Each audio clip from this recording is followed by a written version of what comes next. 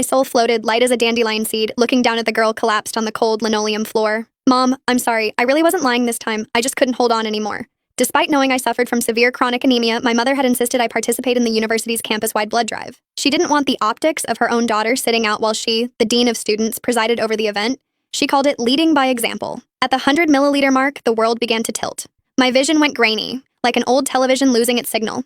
My heart hammered against my ribs, a frantic bird trying to escape a cage. I reached out, my fingers trembling as I tried to steady the tube, trying to tell the nurse I needed to stop, but she just clamped her hand over my wrist, pinning me down. Stacy, the phlebotomist, shot me a look of pure, unadulterated annoyance. She looked at my ghost-white face and scoffed. Only 100 mils and you're already trying to tap out? Everyone else is doing the full 400. Don't be a drama queen. She leaned in closer, her voice a sharp whisper. This is a charity drive, honey. Trying to fake a faint to get out of it is just selfish. Honestly, people like you should be forced to give double just for the attitude. My mother stood a few feet away, her arms crossed, her eyes like chips of flint. She didn't offer a hand or a kind word. She just looked disappointed. Zoe, is this how I raised you? She asked, her voice echoing in the sterile room.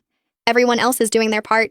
You don't get to be the exception just because you're mine. Then came the words that felt like a death sentence. You stay in that chair until you hit 400, Zoe. Even if it kills you, you are finishing what you started. I gasped for air, but my lungs felt like they were filled with cotton. When the third bag began to fill, the light finally went out.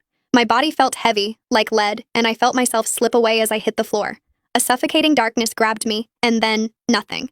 My physical body slumped over the donation table, the sudden movement jerking the needle. Blood began to backflow into the tube, a dark, rhythmic pulse.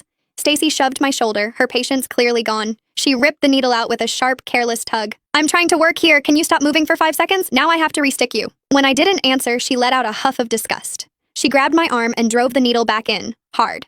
Oops, missed the vein. You won't mind, right? She did it again, and again. She dug the needle in with a sickening deliberateness until my inner elbow was a mess of bruised purple skin, but I couldn't feel the sting anymore. Fine, play the silent treatment, Stacy muttered, swapping the bags without looking up. Zero school spirit. Everyone else is doing their part, and you're here acting like it's a Greek tragedy. It's just blood, Zoe. You're so entitled. She glanced toward my mother.